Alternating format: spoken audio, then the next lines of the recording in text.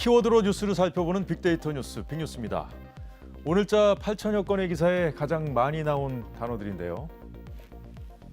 정치면부터 보겠습니다. 앞서 이재용 부회장 관련 소식 자세히 전해드렸는데 박근혜 전 대통령 등 전직 대통령의 광복절 특별 사면 가능성과 관련해서도 청와대가 입장을 내놨는데요. 언론은 법무부 장관도 언급한 것처럼 물리적으로도 시간이 부족하다고 한 청와대 핵심 관계자의 말을 전했습니다. 문재인 대통령 관련 기사도 많았는데요. 문 대통령이 SNS를 통해서 4강 신화를 달성한 배구 등 올림픽 출전 선수들을 격려했다는 소식과 집단 면역 목표 시기를 앞당기고 접종 목표 인원도 더 늘릴 거라는 등 코로나 백신 관련 대통령 발언도 언론이 비중 있게 보도했습니다. 경제면에는 상장 둘째 날에도 급등한 카카오뱅크가 크게 떠 있는데요.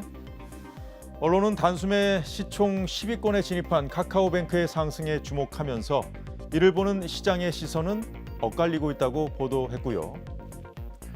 국토교통부 연관 뉴스 중에 집값이 뛰면서 덩달아 오른 중개 수수료를 낮춰야 한다는 여론 속에서 정부가 중개 수수료 최고 요율을 적용하는 고가주택 기준을 현행 9억 원에서 최대 15억 원으로 올리고 중개 보수 요율도 낮추는 방안을 검토하고 있다는 보도도 관심을 끌었습니다. 다음 국제면 보겠습니다. 올림픽이 끝난 일본에 거액의 계산서가 도착했다는 보도가 있었는데요.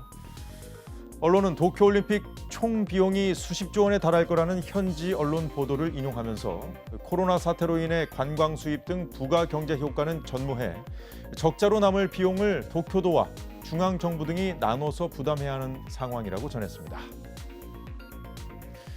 끝으로 지역면인데요. 제주에서 발생한 냉장고 현금 따발 사건이 이슈였습니다. 제주 서부경찰서는 제주도민 A씨가 온라인에서 구입한 중고 김치 냉장고에서 현금 1억 1천만 원을 발견했다고 신고해 판매업자와 화물업자 등을 상대로 조사 중이라고 밝혔는데요. 언론은 이 돈이 범죄 관련성이 없는 유실물로 인정되고 6개월 안에 주인을 찾지 못하면 냉장고 구매자인 A씨 소유가 된다고 보도했습니다. 빅뉴스는 여기까지고요.